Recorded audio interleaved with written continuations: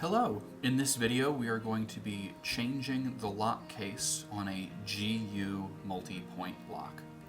Before we begin, I just want to get to a couple of definitions and what we call certain things here, so you can stay up to date throughout the video. First thing is this is the lock case right here.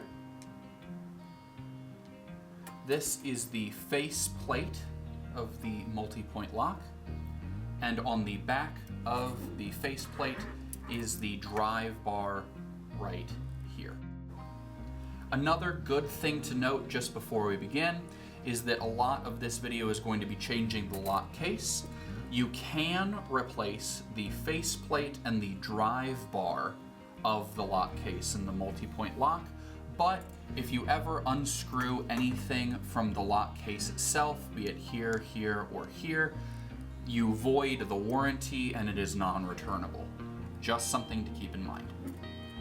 So, moving on to the actual replacement summary. First thing is we are going to unscrew these 3 screws and detach the faceplate and drive bar from the lock case itself.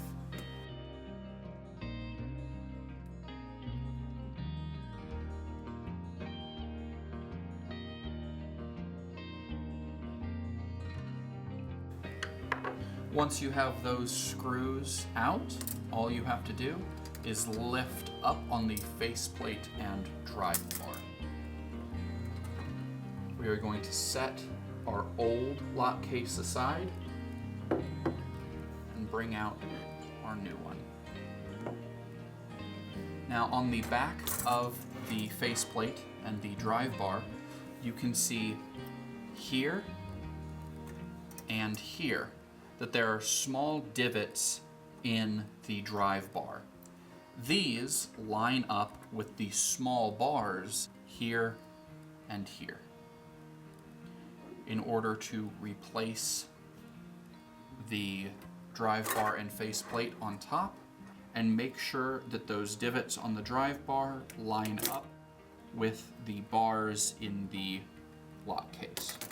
And once you see it go flush with the lock case, you know that it's all in the correct position. And you can go ahead and start screwing it back on.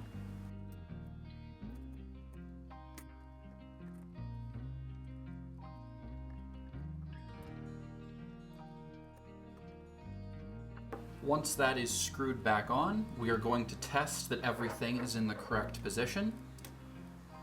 You slot this tool in here. We're going to turn it this way to make sure that this moves properly.